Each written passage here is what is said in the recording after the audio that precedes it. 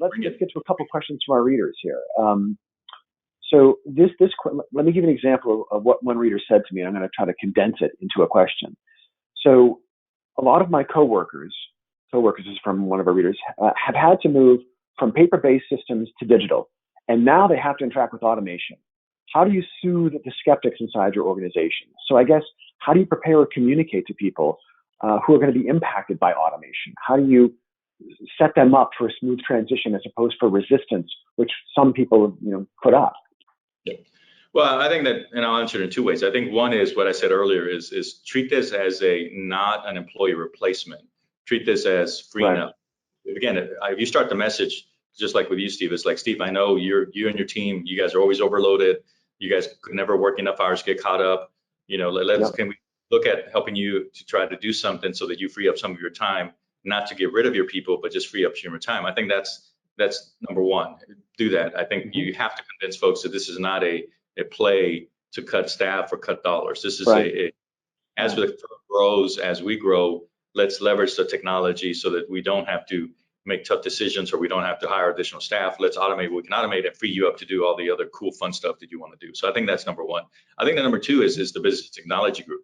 If you can say, well, no, I can't digitize my team in investment management. This is what we got to do. But I've got someone over here who lived investment management and can say, nope, that's not reality. Reality is you could do it. It just helps you. So it's having someone lived in those shoes. You said it earlier about me being a programmer.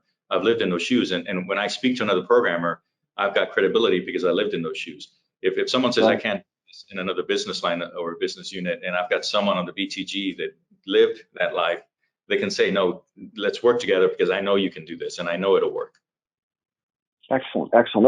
I know we're coming up on half past the hour, so let's do one more question, and we've got a PDF to talk about in the last slide.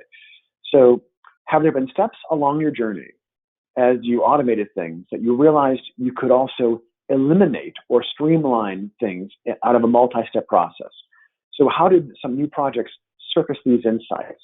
So what could you eliminate, or how do you discover things you can eliminate and make it even easier, I guess, is the question.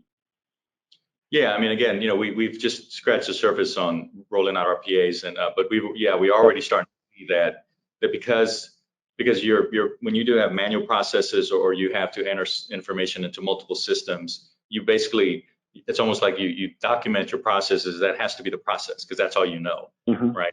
And so when you start, speaking to these folks and saying, okay, well, look at your process. You wrote your process because that's all you could do 15 years ago or 18 years ago, because technology, that's what it was. And you really haven't changed those processes. And you're still using the same old processes because of lack of technology. I think what you're going to see is I'll take the other previous example with the global records team. They had a lot of processes where they would do things every week, every month, because it took time, right? And that's their process. And so we were able to eliminate a lot of process, a lot of weekly, monthly, redundant work, running reports, looking at how the health of their system, looking at, files that are outdated. I mean, we were able to eliminate a lot of those processes because they were put in place because that's all they knew and that's all they could do. And so no, I mean, you will guarantee, but again, I think going back to the first question a minute ago, you asked, it's about the processes, not about the people.